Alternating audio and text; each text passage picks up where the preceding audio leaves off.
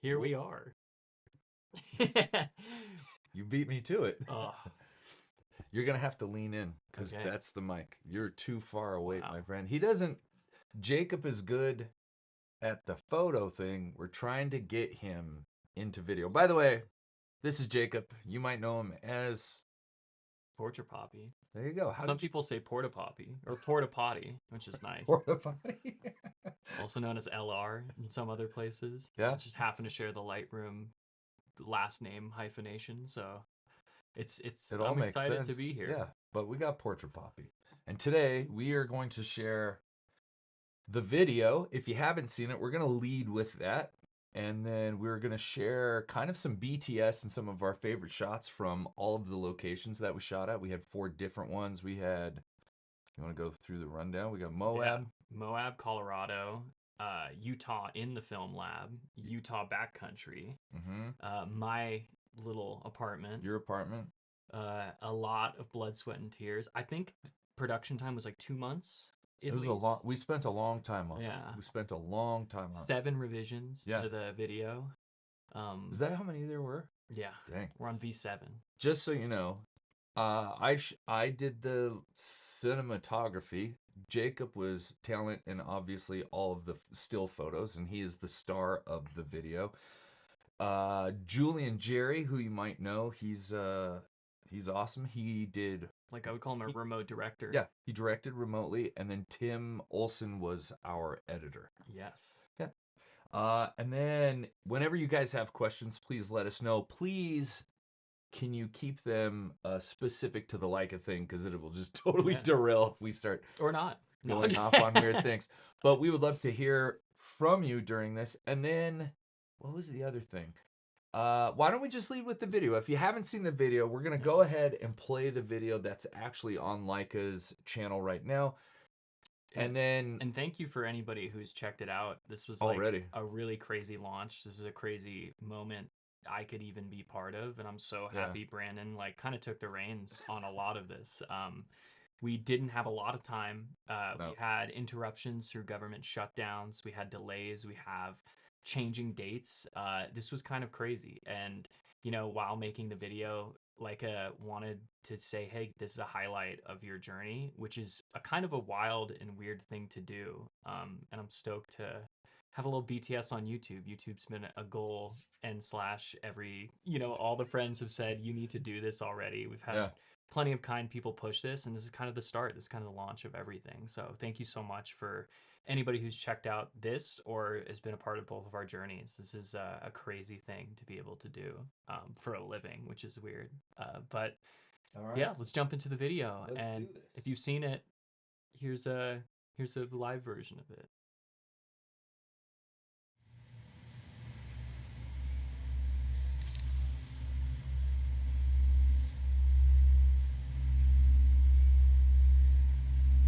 I never knew how to answer, what do you want to do when you grow up?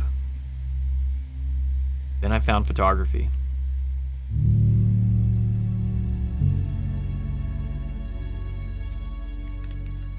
I grew up in a small farming town north of San Francisco. My dad came from a family of field pickers and really wasn't around much.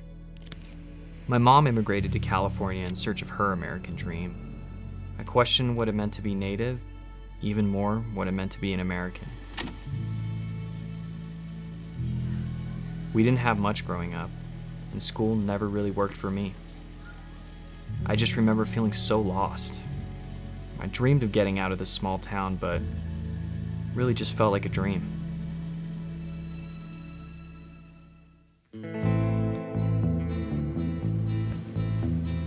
When I picked up a camera at 16, everything started to click. Photography pushed me to explore the world. In 2020, I sold everything. I quit my job and lived out of my car to pursue photography full-time. I spent my days road tripping around the West Coast, taking any job I could just to keep a camera in my hands. I made just enough to scrape by, but I felt rich in life experiences.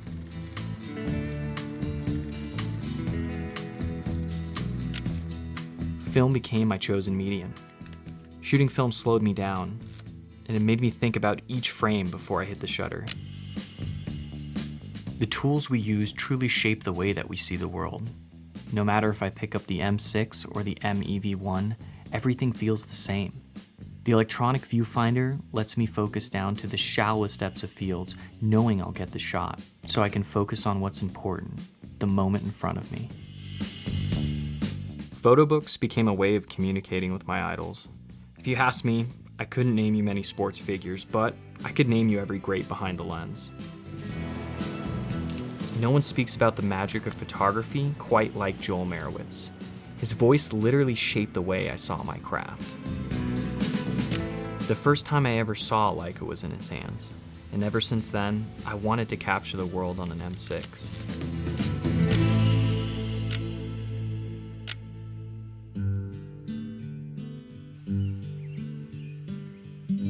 After selling my last digital camera, I moved to the Southwest and bought my first rangefinder. I spent the next 2 years exclusively shooting 35mm film. Through my travels, I began to see America and my place in it in a whole new way. I found the real West in the desert, mountains, and native lands. I connected through these landscapes on long off-roading trails, exploring wild areas far away from the modern world. As I pushed beyond the landscapes, the small rural towns became characters of their own. I like to think that their stories leave a fingerprint on the land, with as much depth and detail as a portrait.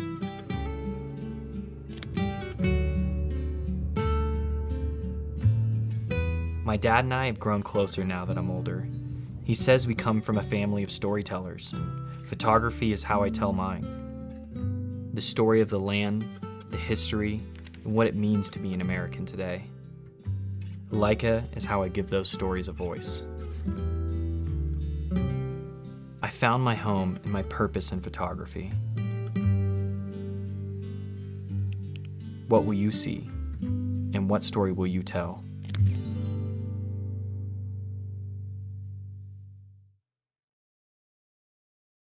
All right, we're There it back. is. Before we dive too deep into the video and how this all got started, I really want to give a shout out to everybody that's in the chat. So Mr. Camera Junkie is here. Mr. Camera Junkie is a big brain. And he's just, anytime you have a problem with a camera or like e-camera or whatever, you just hit him up, he'll know. Nice. I'm a smooth brain. He's the Cody Conk is here. Maddie, thank you so much for being here. It's always great to have Maddie here. Julian Jerry. So our director is coming through. Oh, that was me. Where did Julian go? Oh, there he is, right there. It could be my car, but this live is quiet for me. Is the audio still really low? If so, We're gonna crank it. we'll boost that up. Does that help? Please let us know. Cam, the one and only Cam Mackey. Cam's told me to do YouTube for almost 2 years now. Same with Kyle Meshna. Yeah. And here we are, 2026. New year, new me. Wait till 2028. No, it'll come. It's good to take that long. And Bergie Durgie, howdy Jacob. Everybody, thanks for joining in. All right, so one thing I want to do, because I didn't get all of this. Audio is good. Thank you, Cody. Appreciate it. I have bumped up the gain as far as I possibly can on this. Jacob, because I didn't really get to hear this. I got the, hey, do you want to be involved? But how did they contact you? How did this thing just get started? I think the biggest shout out to You gotta be. I'll look up. The biggest shout out to Jack from Leica USA. He runs some of the socials, but he's also a homie. And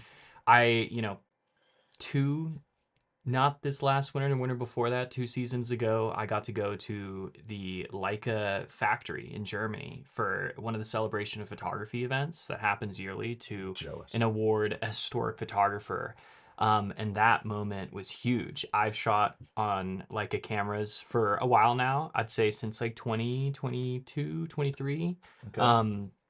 And for a while, it was the only camera I owned. I owned an M6 and a 28mm lens for like over a year. Only thing I shot on, which was awesome because I just had one setup. I could walk around and do anything, but it was like kind of limiting at the same time. Um, so getting introduced to Leica family, getting to be part of the Leica USA team, at least for that batch of group, like is kind of tricky. You don't know always where you stand. It's like a very cool thing, but like you kind of show up and wait to hear everything. It's a lot of NDAs, a lot of secrecy, but I've been around. I've like kind of just been part of it. And then Jack reached out eventually to say like, hey, we have like an opportunity to do like a cool project. And I'm like, okay, When sweet. was this? Probably a couple months before we started filming, like maybe a month before filming. So in Did August you reach of this out? last year, he reached Okay. out to me at Yeah, cold yeah. call. And it was crazy to even get the email, but I'm like, an email's an email. I don't know what that means. We'll see how it plays out. And it ended up being like a project like this. And like, I was blown away to be able to just be part of something that I get like more of a hands-on perspective. Leica USA has been super kind. Also Leica UK, France, Singapore, Germany, Switzerland. They've all been super kind. They've asked to show some work sometimes, but nothing like this has ever happened of anything in my whole life. And I was like, holy smokes, I actually like maybe get to be a part of something that's like more than me just taking photos and having fun. So that kind of got the ball rolling. I had to put a team together. A lot of people are busy. It's hard to like do everything. We're on a limited budget. We have a limited timeline, and we were trying to get everything done in under a month, which was like, oh shit, that's hard to do. And I reached out to Brandon, reached out to a handful of buddies, and like we really just got after it and figured it out as we went and Yeah. got more confirmation later.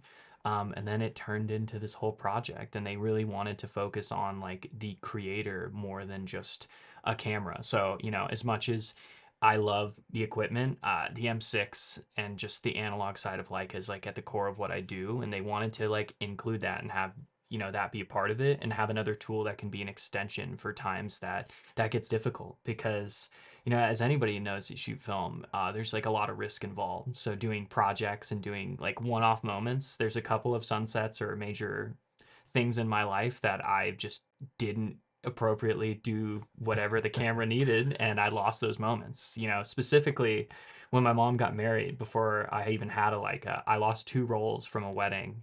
Oof. That was like the most important thing. You can't relive that moment. I can't like ask to have that back. So you really got to depend that the moments like come out how they're supposed to be. And yeah, here we are now with a project under our belt and like this whole like this whole momentum of like getting to do not this just for a living, but getting to create an archive that hopefully like outlives me as a person. Like I'm stoked that people recognize some of my images now, and for a Hmm. long time I didn't even show my face. And like I was just behind this account that I made after my digital account just to share some film photos, and it's just like kind of taken over my life in this wild way, from living in my car, quitting my job, driving around the US, traveling with friends, and like having a core group of creators that I got to like branch off into this like wild adventure and this like hero's journey of highs and lows. And this kind of like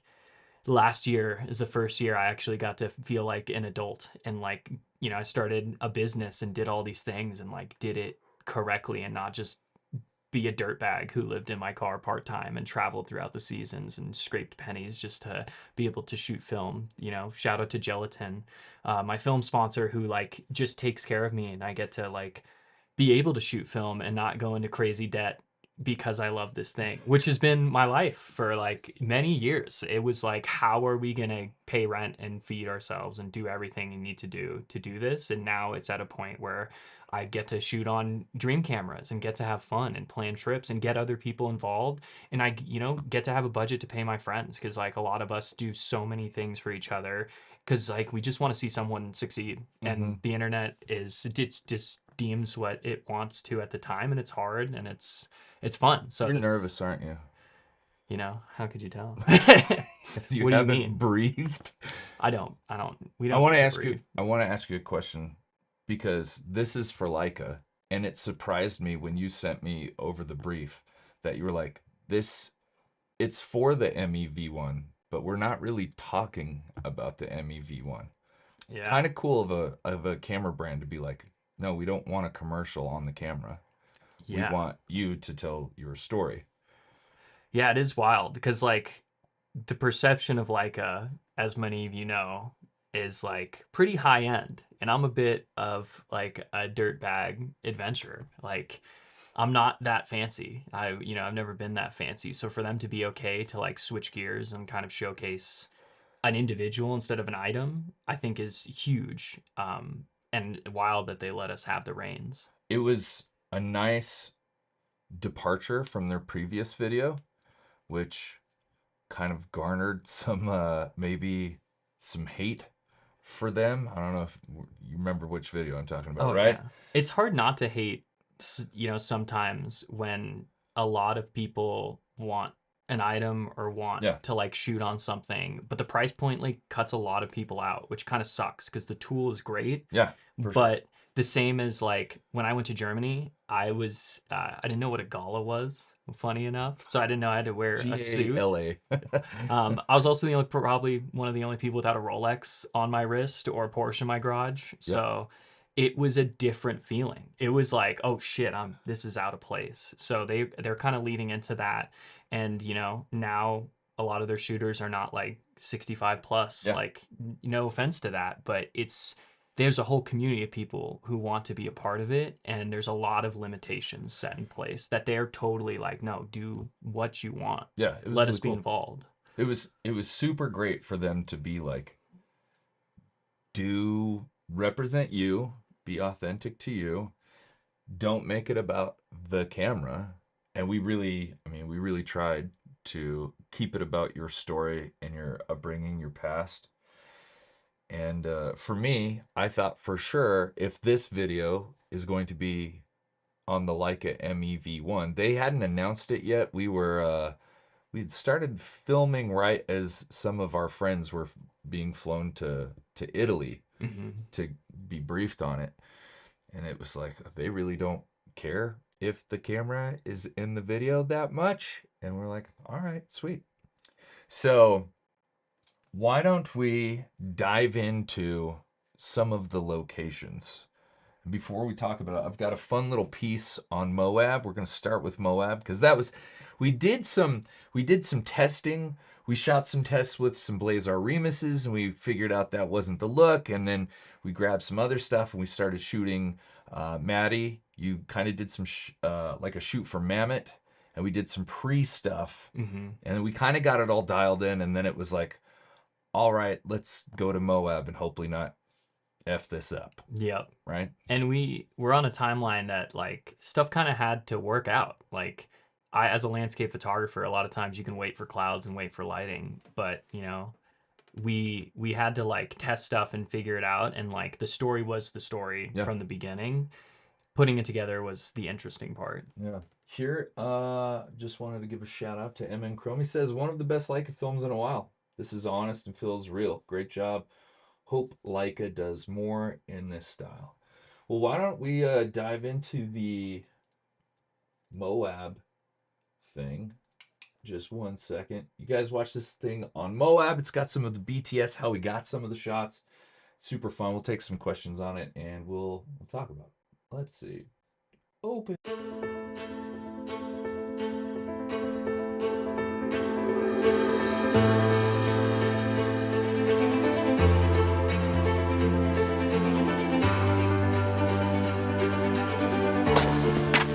POV, what I'm carrying I like it. versus what Brandon's carrying. Hey sir, Yes. there's a max weight capacity on the trail. Yep. I got a little farmer's carry going on. And then a big heavy ass bag with all the things. At least we're going uphill.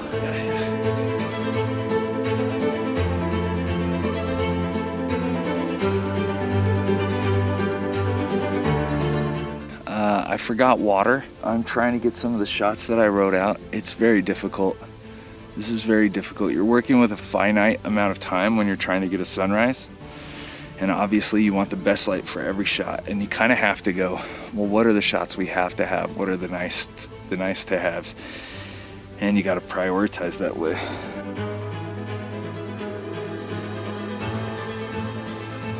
we're gonna start doing some more of the technical stuff. It's so freaking bright out here already, and the mosquitoes are just destroying me. I think I've been bit 9 times.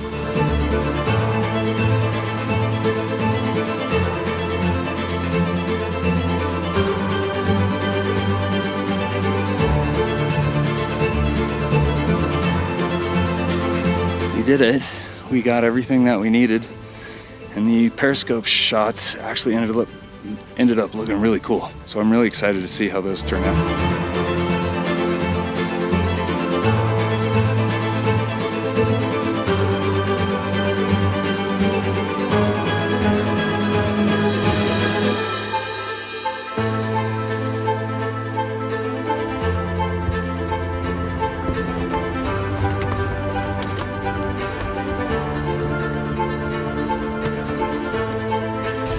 Yeah, it's dude, it's gnarly out there. The rain is like super fat. Thank God I brought my rain fly. I didn't think I would need it this trip because nothing showed a storm, but that got kind of wild. I'm glad I brought this, and I'm glad I brought my like waterproof pant thingies too.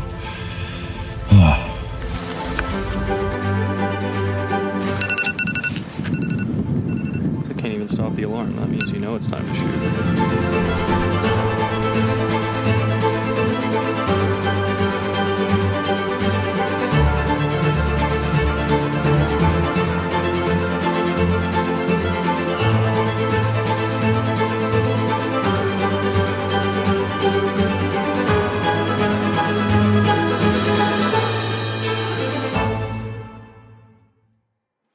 Well, there you go.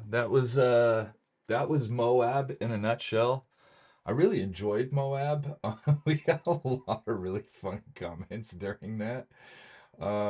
Let's see. Let's start with these. But first, Kyle does want to know when you're starting YouTube. We started it this Wednesday on the Leica USA YouTube channel. Check out the first video. That's not you hack. Let's see. Going back to the like thing, Mr. Camera Junkie says Apple does the same thing. They sell the feeling, not the product. Thanks, Cody.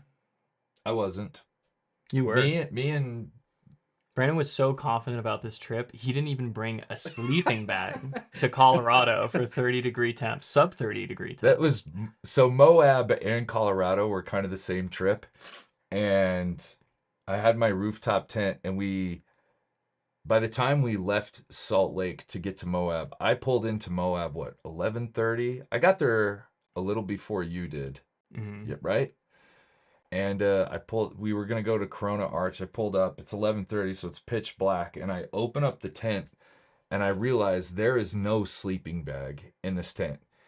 And so I crawled into the tent in just my clothes, and it was down by the river, so it was cold as shiz. Yeah. And I basically just froze my butt off. We were like a quarter mile apart, but didn't know where each other were. Yeah, that was rough. Very. I was so cold. And then yeah, the backpack.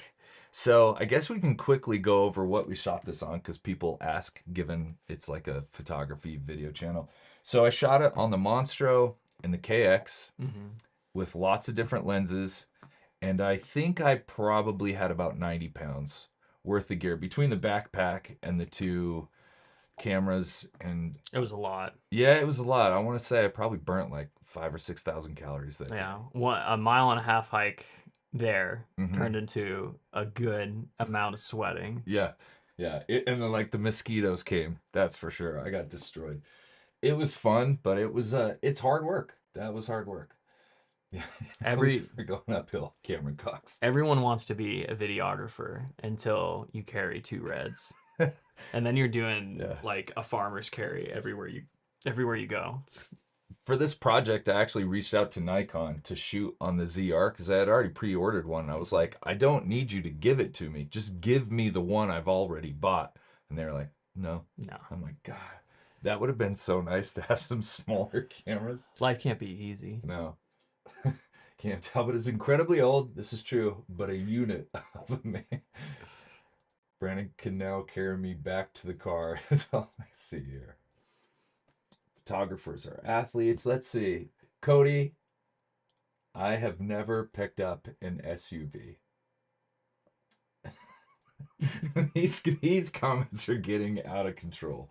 Yeah. If anybody has questions too Yes. about anything Ins- along the process Instead of of making just it, jokes, we would love to like.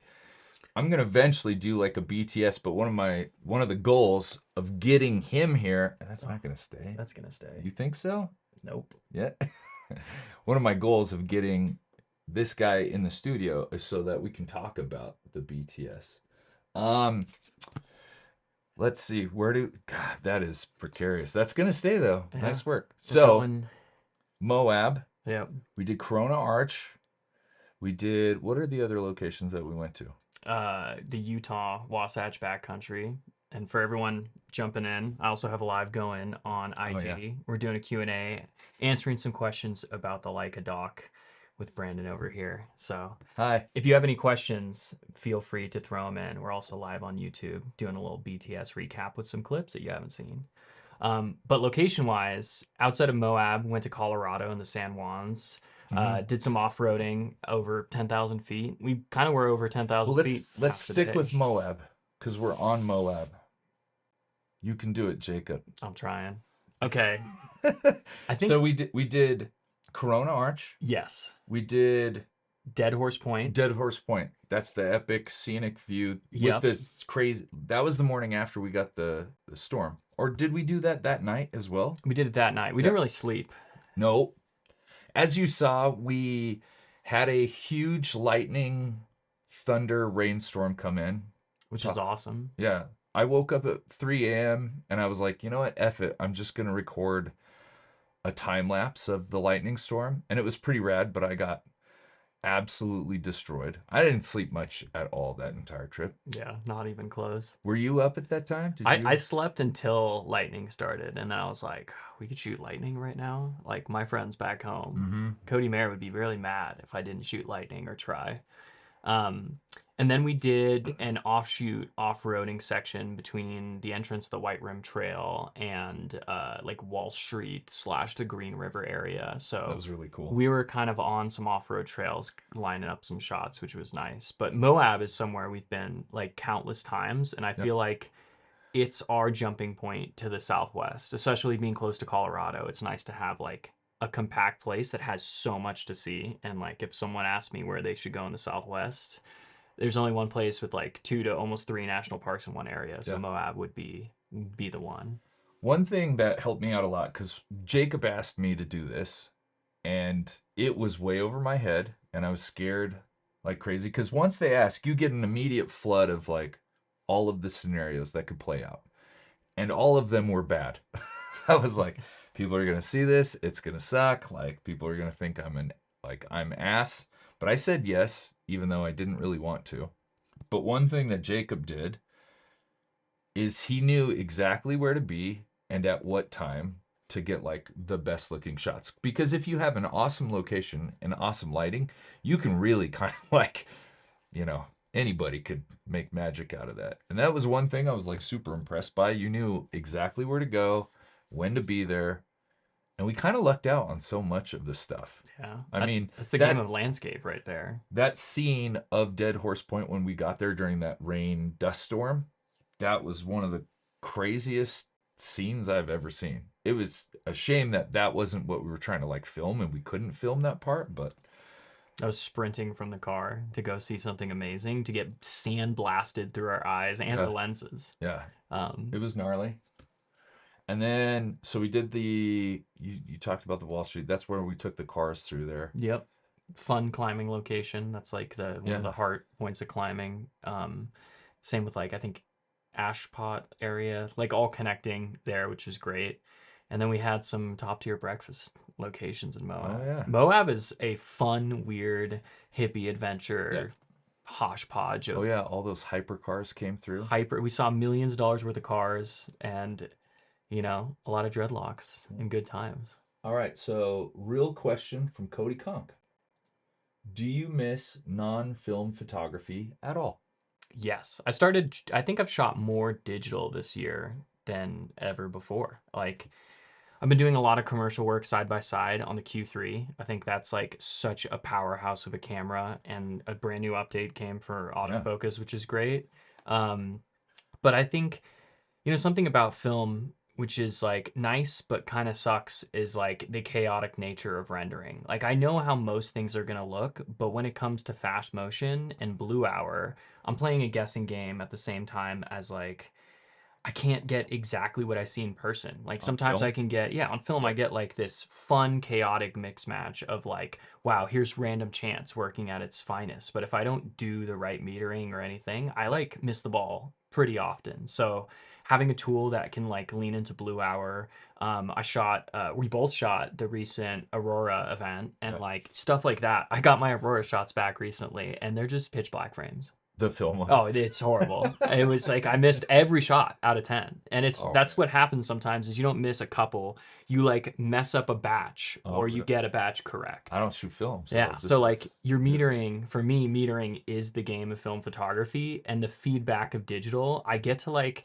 have a little confidence of like, okay, this one at least I can take home. Like if I don't lose this SD card and swallow it, I'll like bring this, photo Yeah. back home. So yes, digital has been fun, but I need other tools for me to like be a better photographer because there's a lot of like you can rely on a lot of techniques that don't play over, and the same as like video teaches you different Mhm. things about shot sequence and like framing that you don't get from the same tool. And I feel like if you have a bunch of tools to like put on your tool belt, you get a better product than saying like I want to be the best at this one thing. And I think it helps quite a bit. I'd recommend every film photographer to shoot digital in the same regard as I would recommend every digital photographer to shoot film, because film to me feels objectively harder, and I hate, like, people hate to hear that online. Well, I'm gonna try it this year.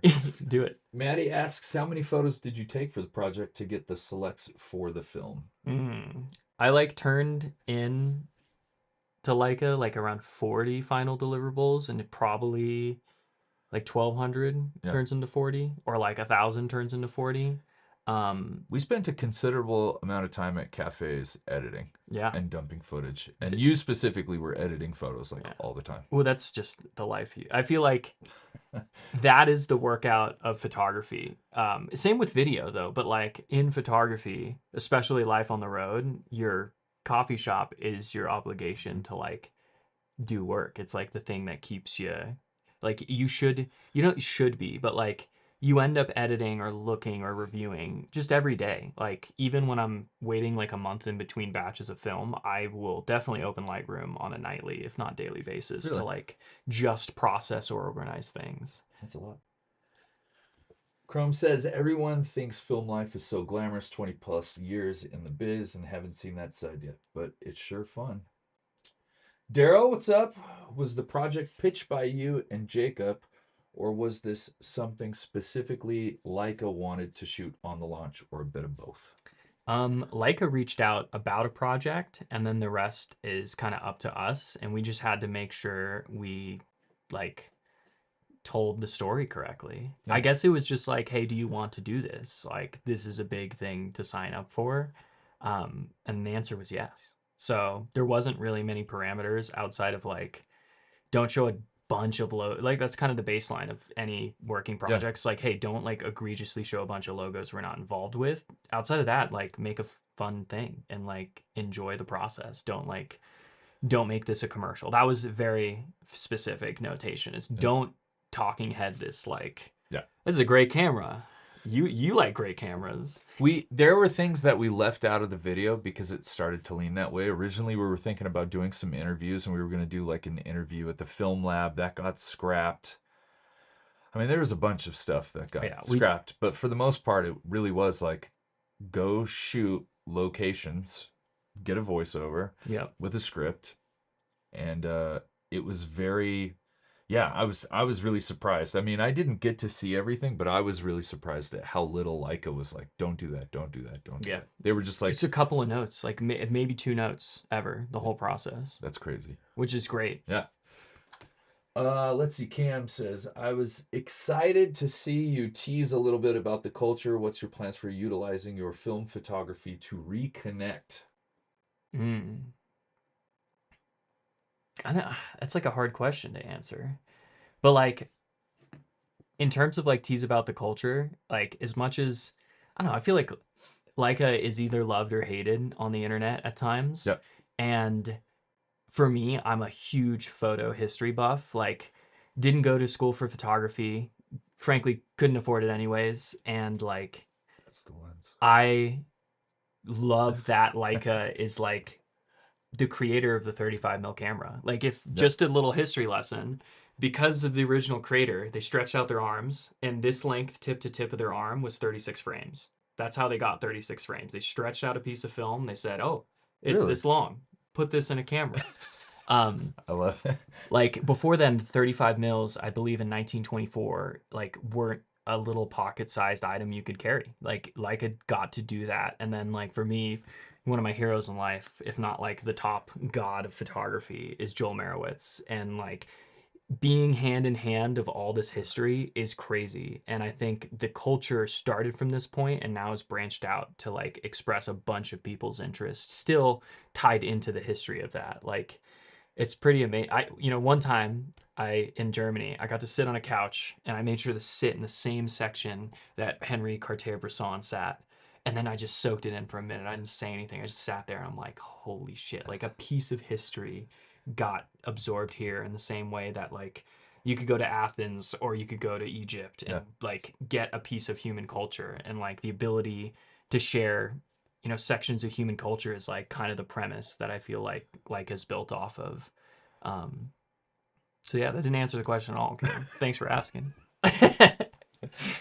Let's see. Cam also asks, also curious how Julian's role played out for the film.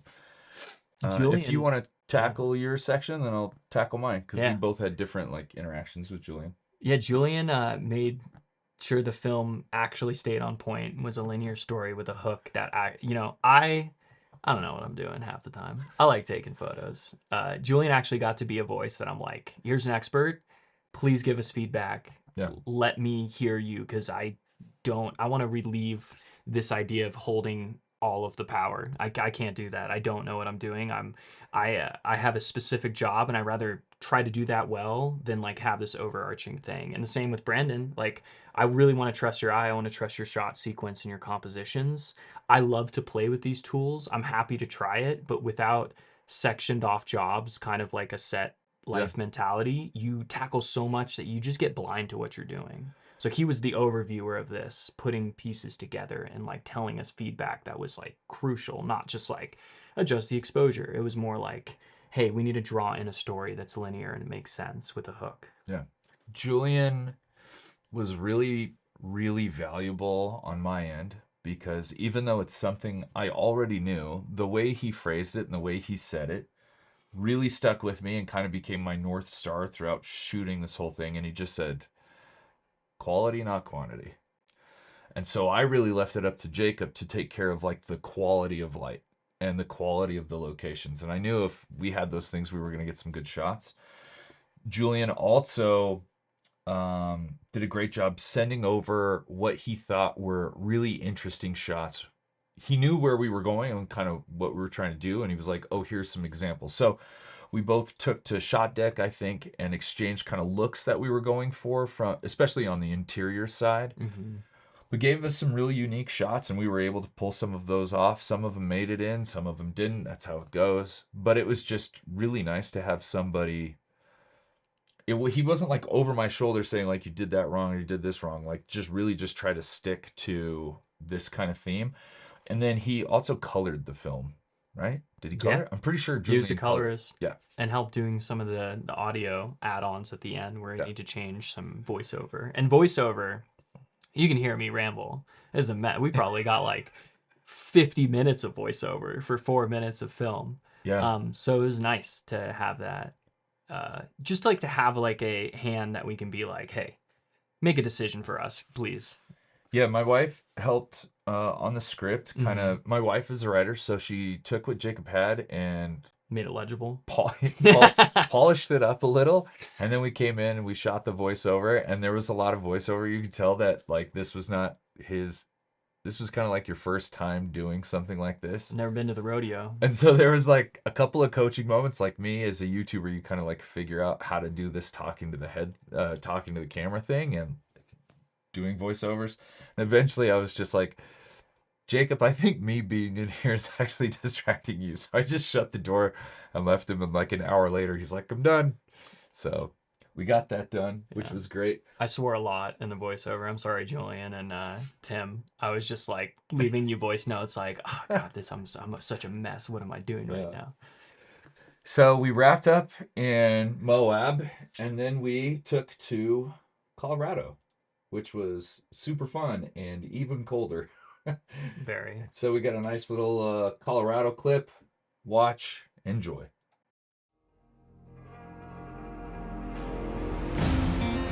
So one of the things we are shooting today is kind of like a cool hero shot with this epic ridge in the background, but we do have to hike to get there. Don't want to take any unnecessary weight, so I'm only taking one camera. I'm taking the KX. One of the reasons why I like the Komodo X so much is because you can make it as big as you want or as tiny as you want. Wow, you really got blown out there.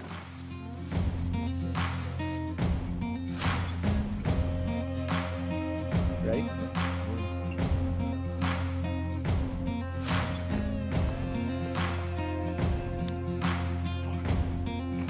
Oh, you're so bad at this. I looked at the 20.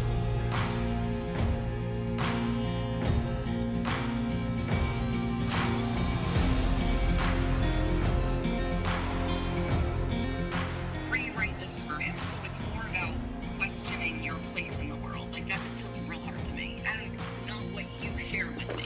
Yeah. No, that totally makes sense. Like, the only thing that came to mind before the call, I was thinking of the Goodfellas intro, where it was like, growing up, I wanted to be a gangster. It is day 3, I believe. It's Sunday. I go home tomorrow of the project. Why did that miss me? That's weird. It's Sunday. So we've officially been filming Friday, Saturday, Sunday. This is our 3rd day. Why does this keep going in and out of focus? It's just, how's it going? What is going on here?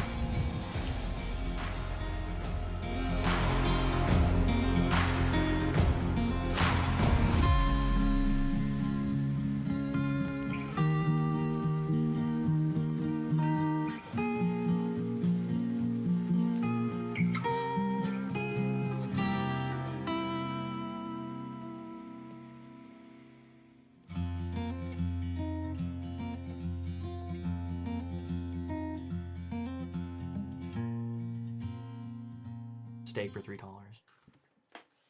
That's cheap. Very cheap. We were talking about breakfast. So that was Colorado, and it started off extremely cold. Extremely cold. Yeah, so that first location, which is where, if you watch the full video, we have a time lapse of that mountain out in the field. Yeah. That's that first night we camped there. Yeah, that was Last Dollar Road by Telluride. And then we spent a lot of time exploring around Ridgeway. And this is all in the San Juan Mountains, which is like by far my favorite place to explore. And it's like Colorado's the shit. Like, if you like mountains and you want to see beautiful things and you have an off-road vehicle, the whole world opens up to you in a way that nowhere else I've been. So with that time we spent, it got colder and colder, and we were always above 10,000 feet. Yeah. So by the end, we were both bundled up. I think I donated you some pants. You had some puffy pants. You donated those to me. On the very last day, I ended up getting hypothermia in the tent and had to go into the cab of the car, full puffies with a sleeping bag. And at 1:30, I was like shivering and hallucinating. And I'm like, okay, I got to turn this on or I'm going to die. Yeah, you do have to turn on the car heat. Like, it was like 30 degrees and it was a cold one. It was super rough. Very cold. And if you don't sleep in your car, you don't get the heater. No, I've learned some things since then, but it was super fun. So that whole location that we did at that lake was rad, but none of that made it in there. I'm trying to think. We shot a bunch of stuff in the valley. You remember how? Oh, that's what we need to talk about. Is your crazy sprint when we were trying to go up to the peak. Remember how we were climbing up to that thing with Flip? Yes. Do you want to? Okay, so Crazy sprint. there was.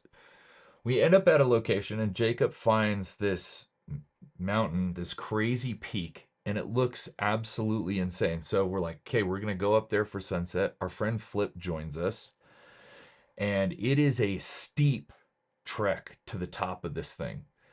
And it took us maybe an hour to get up to the point where it's like a grass hill, and then you start having to bushwhack through trees and bushes and Oh my gosh, yes. yeah. And Owl then Creek. we get up there, and we realize that we do not have a lot of time before the sun starts Yeah. to set, and we're gonna lose the light. Yeah. And that's when Jacob realizes, oh shit, I don't have my camera. Yeah, I don't have one of my 3 to 4 cameras on me. Oh, But you didn't have the M6. I didn't have the M6, which and- is kind of like you and I'll had to have. ride or die on that. So I've been trail running with my girlfriend Maddie, and she's trained me up to be a little more proficient in the backcountry. So this is actually the second time I've done this year, is leave a camera in the car on a long distance trip. And both times I sprinted back to the car, did a little jog out, came back and just charged up and got there within like 10, maybe less than 10 minutes of last light on the top of the peak. And then I found Brandon below, because it is steep, it is bushwhacky, and Yeah. it's scrambling the whole time, which Flip and I love. And then it is not that fun. I It's- realized the payoff, cool. Yeah. For me, it was, I have a ton of weight on me, Yeah. and I have to go down this thing.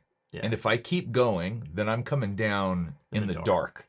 And that really scared me. So I was like, I'm just going to go down. I can get roughly the same shot from down here. And then I went down there and realized that I forgot the drone remote like an idiot. And then I forgot the battery on the KX. I got like one shot out of it, and then it died. I didn't have a fresh battery. What a So fun that time. that one was that Flip was a said, little though, rough. one of his favorite nights of the whole year. Dude, Flip is crazy. So we got some questions here though. Okay. Don't shoot photos says or asks, has there been a location that you have visited that didn't exactly hit the spot? Oh my God, yes. Okay, well, this is an interesting one, because like a lot of things are exciting, and then the hype gets lined up, but you don't know how it's gonna play. And like for me and my group of friends, a lot of landscape photographers and adventurers, you know, a lot of people have drones, a lot of people, you know, obviously shoot on digital. You know, Flip and I, being film photographers, we want to shoot in the afternoon till golden hour. Like we can start shooting a couple hours before, and then when it gets too dark, we kind of have to call it quits. So there's a lot of locations where you're like, hey, the light isn't amazing, or like, hey, that we're in an amazing spot and it's overcast the whole time. That end up being like kind of defeating, because you're just not really playing with the same dynamic things that like everyone else gets, like especially shooting digital. That was so nice to have a digital when it came to those moments. Or like, you know, a lot of fall is amazing, but you can't really see it unless you're above the tree line. So it's like when you're below the tree line, you're just in a forest. So a lot of times you come to this like, hey, this is going to be the best thing ever, and maybe you don't have a zoom lens. You're like, that's cool. The thing I like is like way over there, and I can see like this much 28. of it. Yeah, and I'm on a 28 ride or die. So it's really hard to like feel like you're gonna get the best things. So it's nice in that regards to lean into like what you prefer, and like, hey, if the popular location's right here, you know, walking around for 10 to 15 minutes, you might find a location or a frame of that is unique to you, but also like fits better with your style and your tools. Because you know, I love to say this, but I think gear matters. Yeah. I'm sorry, you know, the photographer matters, the creative matters, but gear also matters. And like putting yourself in parameters that you're allowed to play is very nice. And when you feel constrained, you kind of get stressed out and you don't make as good work. So It's true. the spot can definitely be let down, and it's not an individual spot. It's just like, just because other people get an amazing photo from some location, it doesn't like really mean it's going to be great for you. Talbot, which is me, which is weird. Which lens did you have on the Leica for photos? And before you answer that, which lenses did you have? Which cameras did you take? And I'm gonna also add, what was your favorite photo from our adventure? Yes. Okay. In terms of lenses with the M6, started on the Voigtlanders. I think they're amazing. Mhm. Version 2 specifically have a better coating in my opinion. Got I a think bunch they of them up have there. a great warmer coating. Leica kind of tends to be a little bit more magenta, especially in its flares. So I've used the 35 a lot on the Voigtlander, the 28 and the 21. Didn't love the 21. It's a little soft. In terms of Leica lenses, I'm a huge fan of 28 millimeters. I think it's amazing. For almost 2 to 2.5 years, I used the Lux 1.4 f-stop. Crazy low light gives you a neck, like it will throw out your neck. Like you become hunched back it's with a this big lens. lens. It's a Campbell's soup can on your camera. Yeah. Beautiful lens, but a lot to carry. So I like to go to the Crons. I think the V2 and up is better. The V1 usually has a plastic coat on it. I think it's a bit too soft. You can invest a little bit more money to like get a way better outcome. I used a couple of the 35s. 35s are great, but it's like can't really get wide enough sometimes, or I'm not close enough to be a zoom lens. And then I've started using the 50 Lux 1.4 a lot. I really like the 50. That's that one. It feels like a zoom lens to me. It feels like a telephoto. Like I can punch into 75 and 90 super easily. Mhm. I still shoot portraits on the 28. But if I had to rock one lens, just the 28, whatever the newest one, nicest one you could have is totally fine. I think the V2 and V3 are so close, it almost doesn't matter. But one has close focus, which is really helpful on the EV1 because you can actually see everything versus on the M6 where you just guess what the distance is. Yeah. But You also took. I took my Mamiya 7. That's right. Love the Mamiya. EV1, a Sony cinema camera yeah, as well. But usually in my bag I have a Mamiya 7 and then an M6 and a digital, be it the Q3 or MEV1. It's a lot. This is too many cameras. If you could just do one camera, life would be so easy. Back when I only had one camera, I just walked around free, unburdened by the weight of life. Yeah. You didn't really have that much. Jason says, "What are we shooting on today?" This is the Red Monstro, and we're using the Typoc 21 millimeter, and that's what we filmed this whole thing on. I think I shot maybe like 85% on the Monstro using the Sigma 28 and the Sigma 40. Those are the art lenses, the photo lenses, not the cinema lenses. Shot some stuff on the 50, some stuff on the 85, all the Sigma, and then used the KX. You also had a monster lens. Did you have like That a was the super 40. zoom? Oh yeah. Did we? Oh yeah, we took the 150 to 600 150 to 600. for one shot. Yeah. Brandon's maxing out deadlifts on his camera. Walking It through. was a big setup, but that's what we shot. Yeah. And then current setup. What's your current setup right here? So this is the M11P, and Oh, that's shit. the Leica 50 You millimeters. didn't have to flex on us like that, dude. Holy smokes. Okay. I love that one. And then I will die with an M6 or an MP. I love an MP one day, but I will like, if I had to trade off every single thing in the world, I'd take an M6 and a 28 millimeter and hope that I could You're get good to some go. rolls of film. Yeah. Interested in M11 one day. If I had to choose also a different camera too, I think for those who want an M11, the optical rangefinder makes you really fast. And instead of warming up on film where it's very like expensive, you could warm up on a digital and have the same feeling.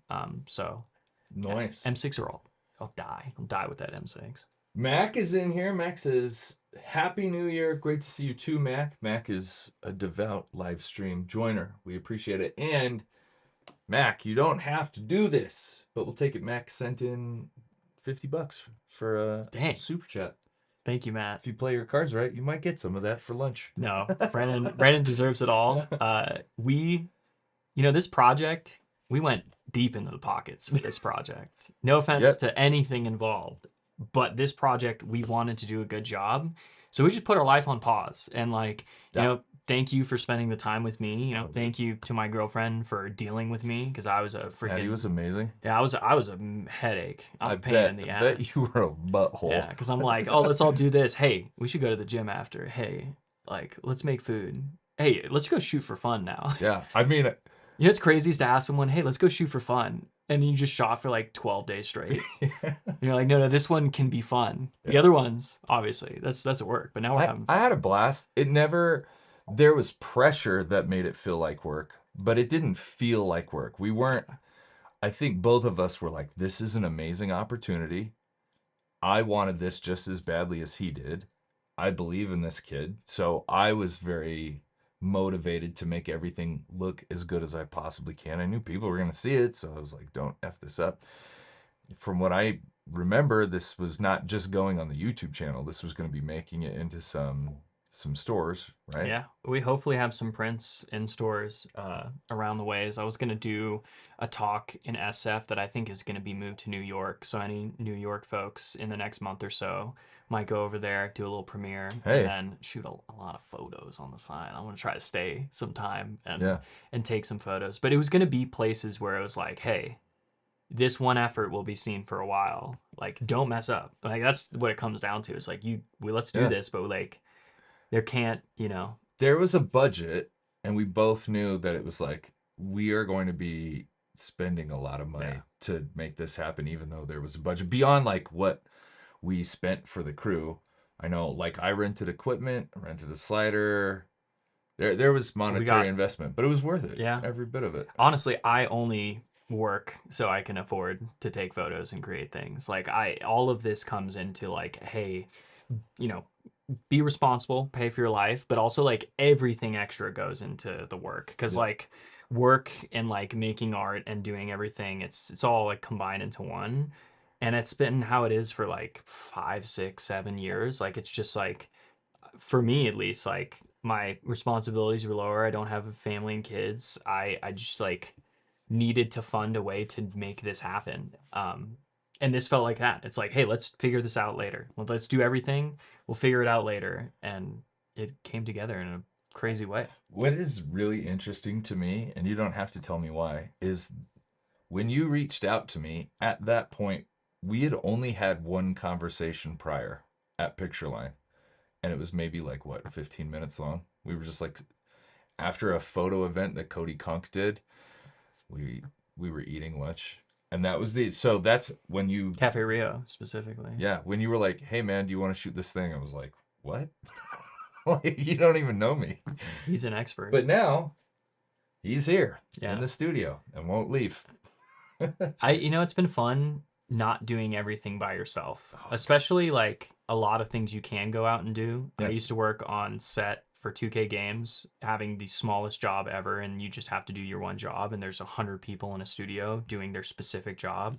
And I think that kind of taught me that I wanted to go out and do a lot on my own. Mhm. And then when it came down to like special projects and events, it's nice to get like people involved. Yeah. Like, it's been really cool to not be this like overly perfectionist, like aiming for this goal that's not achievable. So you're kind of just going riding highs and lows of figuring like what your baseline is. So it's nice to like spread that across and like find people who want to make some stuff. I think that's super important outside of this project. Like, if you don't have that, like, I'd recommend finding that, and having other people involved in creating and seeing what other people make is like, it's insane. It's it would be like if I like music and I only listen to one band ever, and it's like, sure, have your favorite artist, have your favorite song, but like, it doesn't diminish listening to a whole bunch and like getting to see like what everyone does in this place. This is kind of cool. Like, the internet is not as massive as we think. There's a lot of people just wanting to make stuff and put it out there, and you can team up and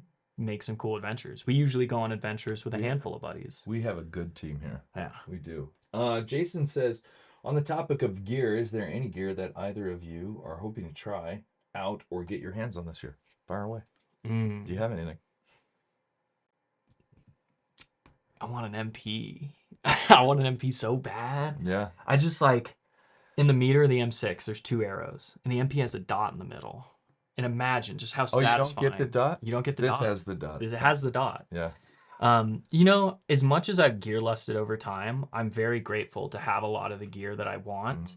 And it's crazy that like now with a handful of gear, I just like want to do more trips. I'd like to go overseas. I would trade a plane ticket and experience overseas in Japan specifically 100%. more than a new camera at this point in time. And I don't think I don't think I've always thought like that. I think it's been like gear acquisition syndrome. It's like what new piece can finally, be this magic click thing where everything comes together and it looks amazing. And now playing with a lot of gear, I realized that was kind of me lying to myself, thinking, oh, this is gonna fix working on something else. So yeah, what do you I think though? I I agree 100%. I mean, you look around here and you go, holy shit, that's a lot of cameras.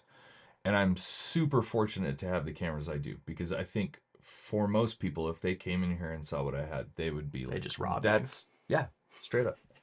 Um, it's funny because people go, it's the thing on Threads where they're like, gear doesn't matter, and then it's somebody that's using like a $9,000 camera. I think those are the people that are actually probably the most qualified to say that, though, because after I've used all of this, while it is nice to have, having a trip or an experience is more valuable. Hmm. And I've got enough gear, and what I have is so good that I don't really want anything anymore. Leica has a camera that is rumored to come out in June. It is a Leica version of the S1R Mark II, which is a fantastic camera. That I would love to try, but there's nothing in me that's like, oh, I really need that. Yeah, I think So for me, there's not really anything. I'd rather go on trips. I would love to go back to Japan. I would love to make my way to Europe. That's yeah. about it. I think too, now, like thinking about it honestly to how my previous self would hear me, like the difference stepping up into different pieces of gear is like kind of not as big as you think, like the different hurdles. So be it like a Cron to a Lux lens, like $5,000 of Yeah. difference could be 2 to 3%. And it doesn't mean that it's not great, but like the more time you spend with the same gear it becomes so intuitive that it makes it like more of an item to play with. Like I think of it in a musician sense, like I played the drums for a long time growing up, but this could be the same for a guitar or the piano. Like how that thing feels in your hands is more important than the next stage. Because once you get the next tool, you have to get used to it for a long time. Yeah, it's true. So I really love like the Cron lenses, and I've jumped between a bunch of them, and it's like almost the same feeling. But like this is a great lens. This is a 50 1.4 lux. It doesn't have a tab focus. I'm so used to a tab focus. This is gonna take me like 5 to 10 minutes, and I might miss some important stuff if you like hand me this and you say I'm gonna run past you, make sure I get into focus. I'm gonna need a couple tries, and it's just because it's not the thing I use all the time. Yeah. But yeah, gear's great. I'll still want more gear. So you'll hear For sure, me. there's eventually going to be Yeah. stuff that comes out that I would love to have my old Hasselblad back, but that will never happen. Let's dive into some of these. Mighty Midgie, he asks, what's going to be the daily for video and daily for photo? For the photos, like I'm not sure what that means. So what's your daily? My I'll daily. If just to combine those real quick, Yeah. if the Q3 did great video, It does. it does do great video. But if it had in stabilization, It does. I think the Q It has is eyes. underrated. I think you could do everything on that. If you really wanted to, Yeah. you could do everything on that, and that camera is freaking goated. If you were referencing the Leica cameras, but like, if I had two and I could only bring two, either the M6 or Mamiya 7, I would take Yeah. to shoot film, and then I need to do more video. So like, I have like a Sony, what's it called? The EV. You have the EV1, I think. That's a similar name to the Leica. EV-M1? I don't know, but I have this Sony It's that has the- an it's the FX3 one- sensor. There you go. And That's like, what I was it's great. I don't love taking photos with it. If I got like a Sony that was just a hybrid, I just need a tool that does video and photo that has the lenses I need, and then the rest I want to just shoot on film anyways. Yep. But like for you, I've seen a lot of people now use the new Nikon camera. It looks sick. You can take photos and videos on it, and you could have an amazing screen. It's a good hybrid. Honestly, I would love to not bring so many cameras. Thinking about gear now, if you bring too many cameras, it kind of just like makes you spaz out, and then you Decision don't know what to fatigue, shoot. man. Yeah, Decision fatigue.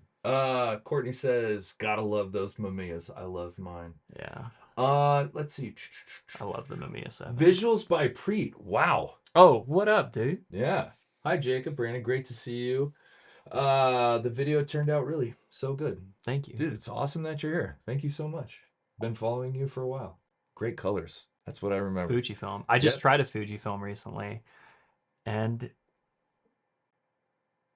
I liked it, but I want my lenses. I just want the lens that I always use because I'm a stubborn I miss my old man. X-T3 and I really like the X100V, but I just like the fact I like having a camera that feels like if you were to bash it into somebody's skull, the camera would not break.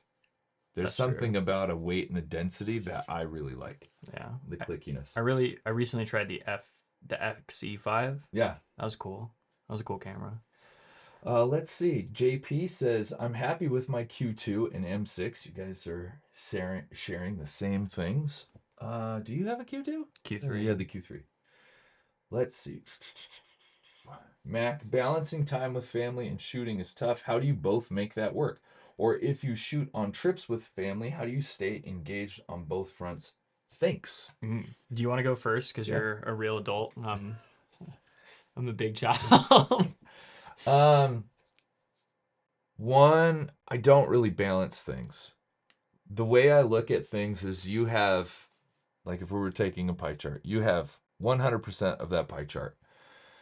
And so, well, maybe this is the wrong way to approach it. I guess if you were to say, if you wanted to get better at things, balance is not really an option because you're going to have to take more of that pie to allocate to that thing to get better. Now, if we're just saying, if we're going out shooting with family, how do we balance it? One, I have a wife that loves what I do. And I think she's come to terms, or she better understands why I take photos. I've had a bunch of concussions, and it's really hard for me to form long-term memories now. Like, I don't remember much past a month ago. It's really hard. And so photos have been a way for me to like remember things. And so when we go out on trips, whether that's just going on a date for the evening or we're going on a big trip, she knows I'm bringing a camera. And part of that is memories for me, but part of that is memories for her. Like this year, we were looking at Christmas cards and she was like, holy shit, we didn't take photos. And she was like really bummed. And I'm like, see, this is why you let me bring the camera along.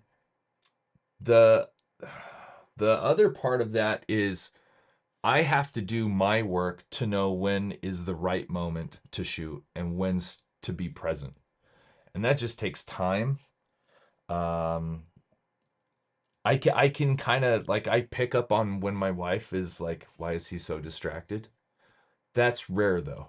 It's rare. Like if we're walking the dogs and we just need to chat and we want to talk about our day, that's probably when I'll bring the camera, but it's not like up to my face, you know? Like if we're... So for me, I don't know. It's just been pretty... It took maybe a year or two to where we both understood what each other was trying to accomplish when we were out on a date, out on a walk, out on a family trip. But the other thing is actually goes back to gear is if I want to have a really enjoyable time with my family, I don't bring more than one camera. If I bring more than one, then I spend too much time on the camera and not interacting with the humans I'm supposed to be enjoying this time with. So, what about you? I've been thinking about this because it's hard. I used to be like a lot of all or nothing. I like sacrificed friendships, family time, and like a lot of things to take photos. And I probably wasn't like the best friend or the best son. I'm like sadly to admit, like I got obsessive and I like definitely dove into that time. But after experiencing like more of life now at the like end of my 20s, I realized that being a good storyteller is like being able to be like a good person and experience life and like not be so disconnected. Like, who cares about an amazing sunset if you can have an incredible like photo of your loved one? It's really cool to be able to mix these things in and like consider your life just as important as landscapes. Like, if you have a great photo of family and like if you're gonna miss like a crazy sunset but you get this amazing light just like in a moment, like an authentic moment with your family, that you have to put the appropriate amount of value into that as well. Mm-hmm. And then like going through life and being like a person that experiences a variety of emotions is like huge. Like, you know, we've all had hardship and we all like, you know, have people we care about. Capturing those moments mean so freaking much that we're training ourselves to react in time to catch those things, because those things happen quickly and it's kind of hard to find that out. So like, how do you balance that on a photo trip with family? Like, bring your camera along with you. And then if I had like one little thing, you know, make it an event to go check out a good lighting scenario, be it sunrise, maybe that's more by yourself or it's a family walk, or sunset. Say, hey, we're going to go just check out this beautiful place I've already looked at. We're going to just spend an hour there during sunset/golden hour, and you will get like photos that you enjoy. Don't feel like you have to be like on tilt trying to capture all these moments. Like, have these moments where you're like, hey, I'm gonna go take some photos, let's all be involved in this, let's all go to the beach at sunset, we're on this family vacation, let's have dinner after, or let's eat a little bit earlier just so you can have some good light to play with. What'd you just break? My water bottle with my keys. Oh, Yeah. is the liquid leak? No, it's not Oh, leaking. okay. We're good. All right. But also, when it comes down to family time or just friends going out to eat or something, I bring a little Olympus point and shoot, because no one considers that a breach of their privacy. It's a toy. Yeah. Was When gonna I say bring the a same big thing. lens, Bring something everyone's tiny. like, how normal do I look? And you're like, you look great. Yeah. That's why I bring the Q2. If I've now realized that two things. If we're doing family stuff, I bring the Q2. One, it's quick, it's got autofocus, so I'm not wasting people's time. If I'm like, hey, can I get a photo of you? And then I have to like tinker around for a little while, they're like, they're kind of annoyed. Yeah. The second thing is, like, we went to an escape room, and my wife was like, oh, can we get a photo? Dude, if I had my M11 and handed that to the guy that worked there, that's a no-go. Yeah. But having the Q2, easy for him, easy for us. That's been huge. I've asked way too many people to be like, hey, this is how rangefinders work. I'm going to tell you in 10 seconds. Figure it out. Yeah. And I'm like, oh. So having something small and really fast also doesn't get in the way. And I think people are a lot less caught off guard and like, ugh, get that out of my face when you have a small, dinky camera. And everything doesn't have to be a portrait. Just go for like a street photography style with family. Totally fine. The Talbot guy, not me, the other one. When you mentioned the NYC, are you working with Leica? Are you working with the Leica team to showcase at the gallery there or other place? Yes, it will be at the Leica store. Boom. And it's going to be cool. We're going to probably screen the film, do some talks, maybe a photo walk, who knows? You are? Let's see. Well, you said we. We should. We as in all of us here together. Okay, so not We're specifically flying me. you out. We're flying you out. I hope I can afford it. Oprah. Let's see. Chrome says, gas is real. I've got an M11P still sitting in a sealed box. Keep thinking there's a few nice strips and film for my MA right there. Damn, dude.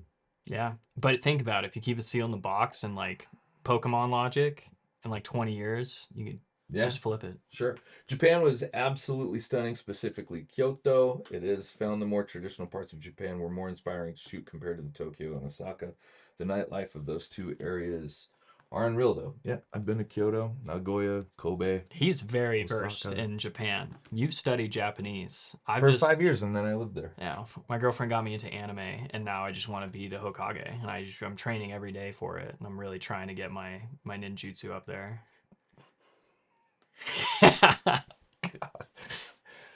I will say, if you don't know this kid is one of the most clever, fast people I've ever met when it comes to talking, and almost impossible to work with if he's on one, because he just makes jokes all the time, and I can't get anything done. I'm trying. We will cover some more comments here in a second, but I figured, so we did Colorado. Yes, we did. Now, this is where my anxiety starts to kick in, because there were 3 shooting situations, essentially. We had our exteriors. Mm-hmm. We had 2 interiors. 2, specifically. We had one at Jacob's house and one at the film lab.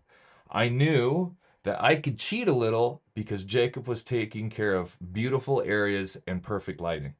And if you just backlight stuff and aren't a moron and can find some good compositions, you're going to come out with some sick shots. And I think some of my favorites came from Moab and Colorado because of the lighting. But then we had the shot at Film Lab, and we'll talk about Josh here in a second. But I was like, I hired a gaffer to light it so I could kind of cheat. But Jacob's house, that was all on me. And I'm like, if this doesn't look good, it's all my fault. And so I had to like figure out how to light it. And I think it turned out okay. No, it was great. So we're gonna show that little one. Unfortunately, don't have any BTS from this, but there are shots that you didn't see in the main video that are gonna be in here. Yeah, and then for the Film Lab, it is a essential photo supply in Salt Lake City.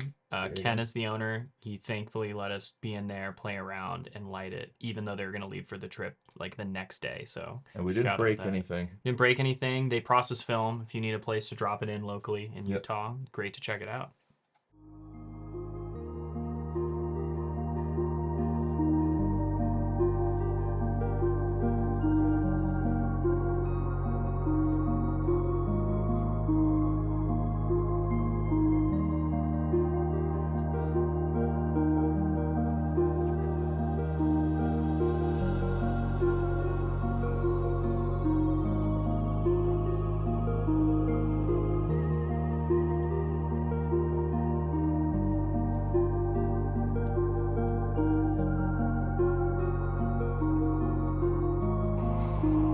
You got it?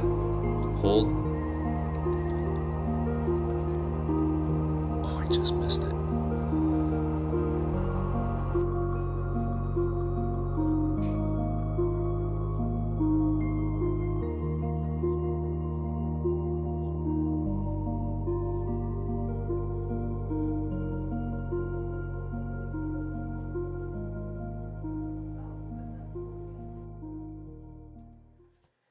Wow, that's my place That's Jacob's place. for now. Hopefully in a new location soon. Yeehaw! That was a fun shoot though, because it was I just tried to remember everything I've learned from the Wandering DP. Lit it the way I thought it would look good. But thankfully, we had basically all day. And so it was a lot of fun. It was a really chill shoot. We just gave that interior like the whole damn day. There were a couple shots we didn't get, but all in all, there were, I mean, like 80%, 90%, maybe more. I'd say 90% of what I shot, 5 terabytes. That's what I looked. Oof. 5 terabytes worth of footage. Everybody wants a red, and so you have 5 terabytes of footage from one day of shooting. But, I mean, there were hours and hours of footage, and I would say 90% of it got chopped. Yeah, quality. And your place ended up being, that's how I envisioned the whole video starting, actually. But Julian put it at the very end, which was kind of fun.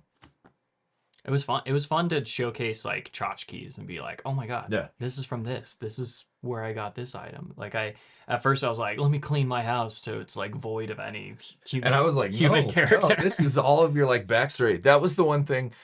I think there are shots that didn't make it in the video that I wish could have. And we get to see a shot of your dad. We get to see some of the books that you've got. And I kind of like tried to Easter egg some things so that they would have to go back through and look.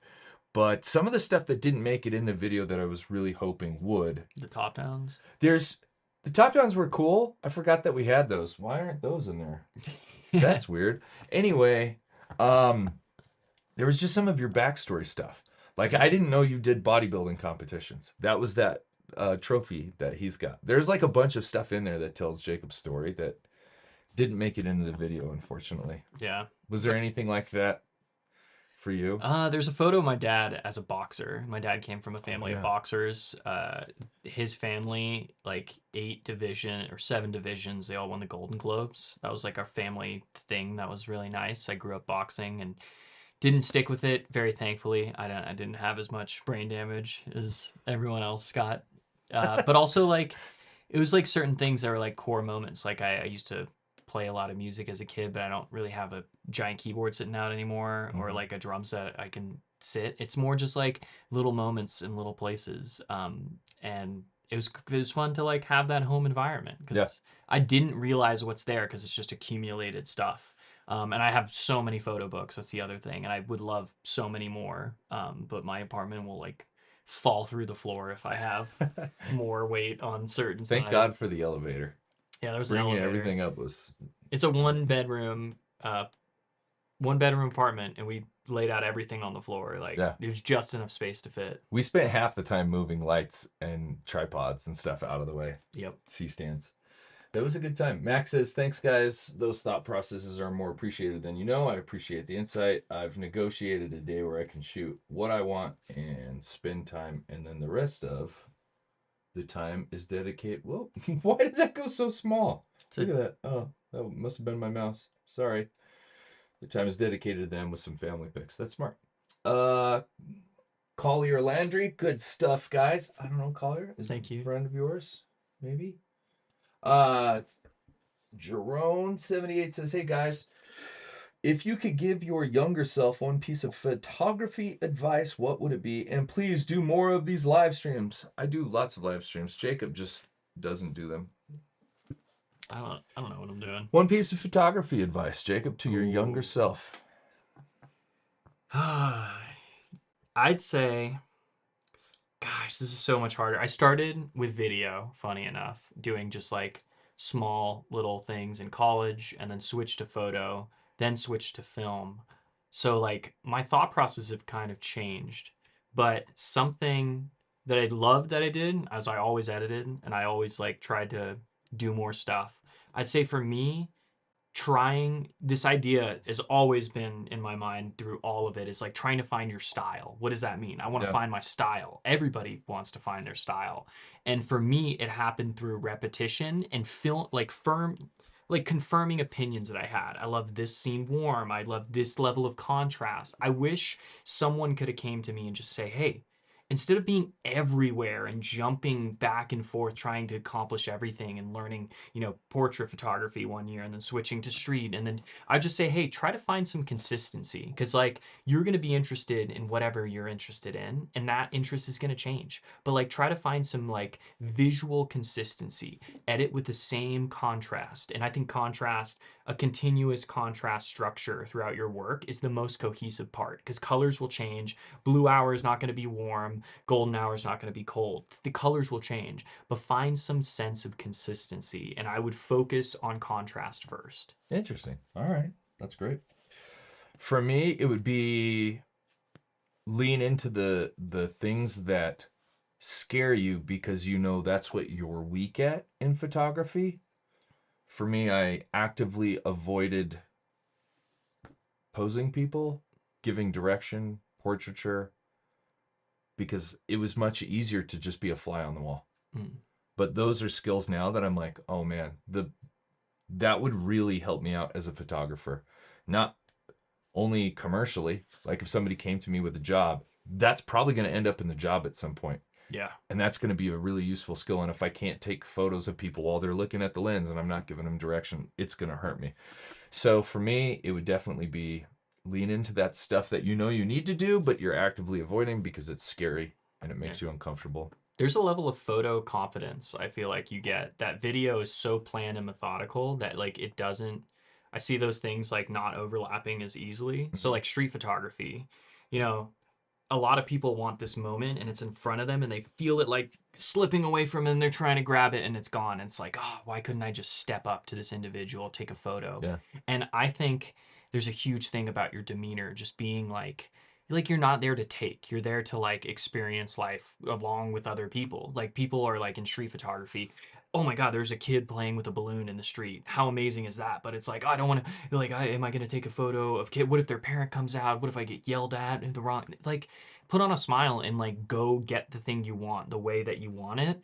And like the easier, the more reps you do with that, the easier it becomes. Same with like portraiture with a person you don't know is harder. Yeah. But if you've known them for years, there's a level of trust that you build in without even like sharing anything. Yep.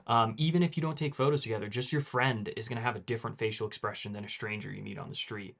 So like, I think you said like reps into that, but also like photo confidence. Like you grab the camera, you're ready to take a photo. Like just do it. You can totally apologize later. You can just like, make a mistake and it not play out. But like, I think yeah, like you said, do things you're afraid of, and then in those moments, like go after it, try your best, and if it doesn't play, it doesn't play. Yeah. Part of that, of where you're saying like build that confidence, mastery of your camera. Because some of those uncomfortable moments you could make a lot less uncomfortable if you were way more what's the word I'm looking for? Skilled with your camera settings, that sort of thing. Like if you're fumbling around with a camera during an uncomfortable moment, it's going to take longer to get out of that uncomfortable moment. Yeah.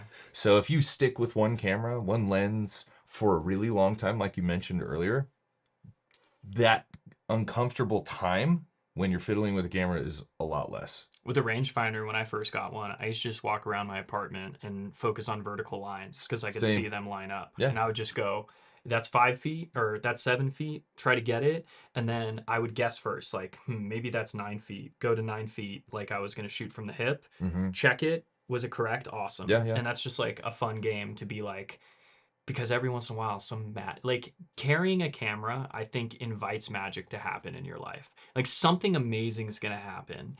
And like, It's almost like you've hit the button on cool story. Yeah. You're like, I'm just going to take this out, and just the fact that I have this thing with me, weird shit might take place. Yeah. And it happens more often than not. it's kind of crazy. And like moments happen where you're not supposed to pull up the camera. I actually have a story about how Chris Rock told me to fuck off once. I was somehow got myself in a situation where I was in a room with Chris Rock and Dave Chappelle in an after party for a Yeah. Leica event at like this private little thing. And I was like, oh my, I love comedy. It's huge. I just talked to Jeff Ross before for like 5 minutes. I was Wow. like, that's amazing. You're hilarious. And he was super nice. And I've seen Dave Chappelle walking around all night. Yeah. And he even brushed by me. He's like, oh, excuse me. And I'm just like, yeah. Also saw Jason Momoa earlier that day, and I was just like, Oh, was that at the 100? yeah. And I was like, dude, you're tall. Yeah, he's a Like, big boy. Dude, what a hunk. But okay, so I'm in the situation, and ironically, one day later, I will listen to a photographer talk about when not to pull up your camera. And like waiting for these moments where people don't like have their guard up and you just become a nuisance because this idea of privacy is gone when you have a camera in someone's face. During that talk, he basically said, he was in the studio recording with Jay-Z. This famous Brooklyn underneath his hat photo came from sitting in a studio for like 4 to 6 hours, didn't take a photo. At the end, Jay-Z like thanked him, said, hey, we're in this creative environment. Thank you for not like interrupting that. I know you're here to take photos. We don't want to like diminish what you're doing either. Yeah. But like we needed that space to kind of be creative. That's pretty And cool. at the end, he let him take a pose photo that became like an album cover and an iconic piece of hip hop history. So Interesting. now this is me in a little private nightclub, out of my element, wearing a pea coat I got the day before because I need a fancy shirt Yeah. or something. Yeah. And there's, people, it's Dave Chappelle will smoke a blunt anywhere. So he's lighting up. And I remember this. I had my camera in my hand. I remember this moment. I'm like, oh my freaking God. Chris Rock is sitting on a chair, thinking man pose. Dave Chappelle is lighting up like a cigar or a blunt. And the light is hitting like beautifully. There's a literal disco ball above them. So the light is like light rays everywhere. And I'm like, I'm going to punch myself in the face if I can't take a photo. So after watching them kind of hang out for at least like 20 minutes, Yeah. I'm like, I tell my friends, I gotta go take a photo. Like I need to take a photo. And this is an after hours event. Did you have a flash? Yeah, I had a flash Oh. on a point and shoot. And I go up to them. I go up, my confident self. I'm here with Leica. Can I take a photo? Yeah. And Chris Rock goes up to me, and he's looking like this. Yeah. Dave Chappelle's just like not mad, but like Yeah.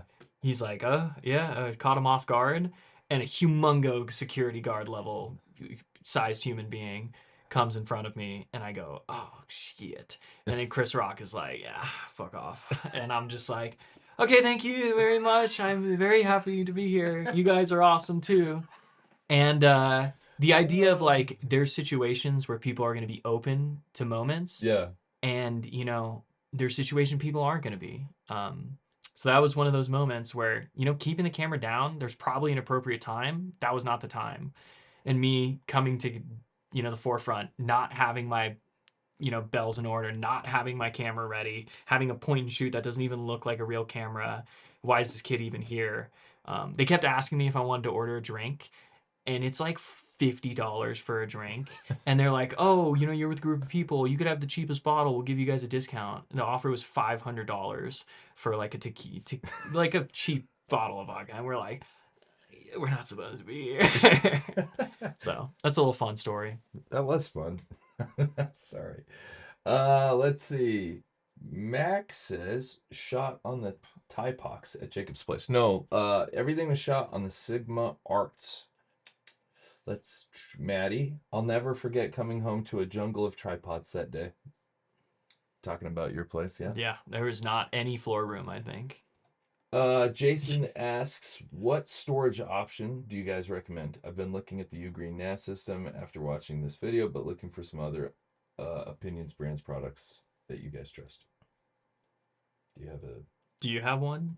I'm looking at the OWC RAIDs right now. I think having a RAID system is great. For me, I do everything on multiple drives forever. Like, I'll have 2 drives, if not 3, for every single year that I've ever shot anything.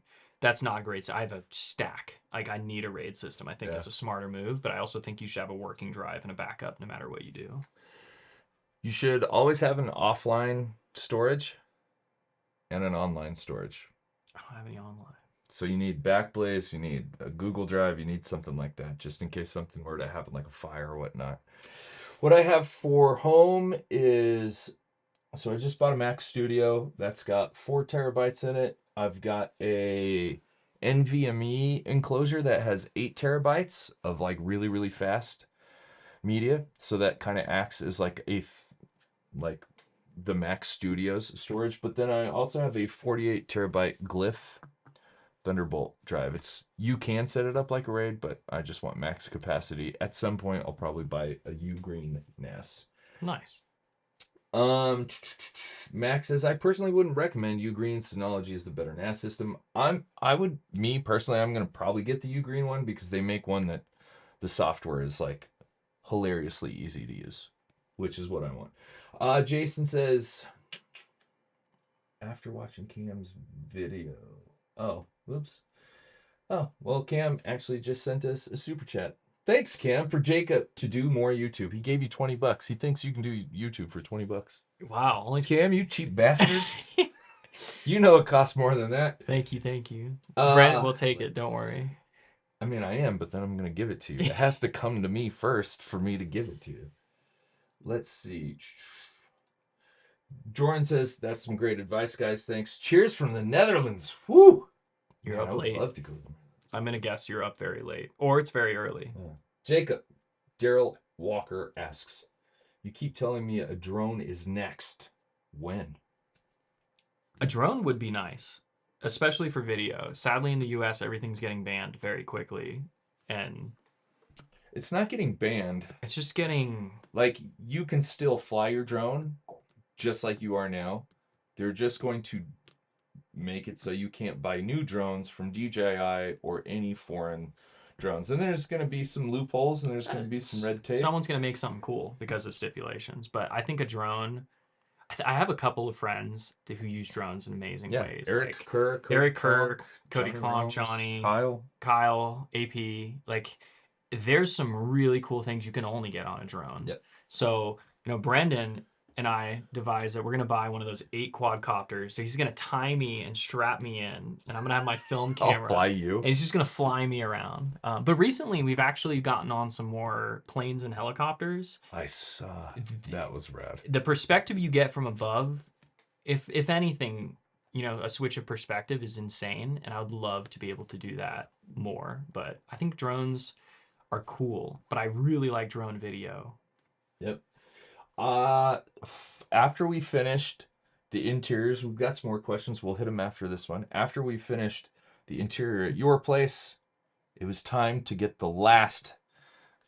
We needed a wrap, and the last thing we needed was a bunch of stuff at this film lab. And as I mentioned earlier, I hired Josh Miller, who's a friend of ours. He's a DP, but he also gaffs. He's much better than I am. And I was like, Josh, I can't do this one. This is out of my wheelhouse. Can you come light it? So Josh came and lit this thing. And here is kind of the BTS of that, the film lab. So I hope you enjoy, and then we'll tackle some questions.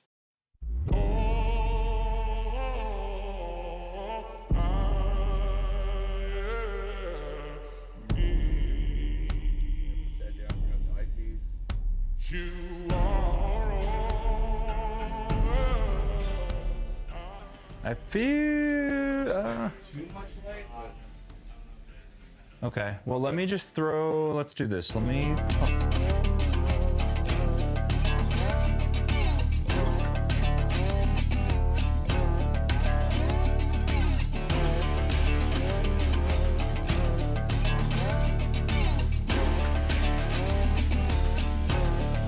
I know, I can see it.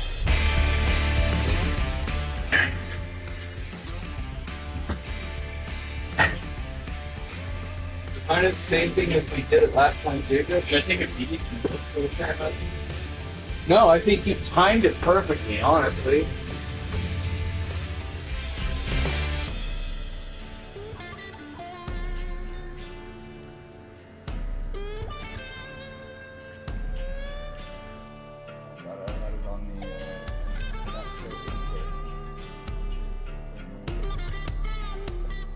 And I can use the ADC to get more of like a punchy look. This is just like a. What is? Delicious. Oh. It's delicious.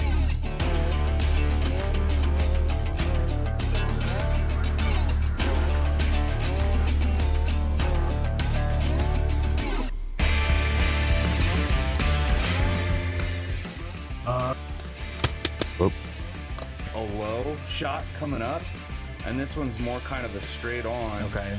I kind of like the low. It's almost like Darth Vader-y. Yeah. Do you want me to add some stuff back in, like those film strips in the back? Yeah, I think. Yeah.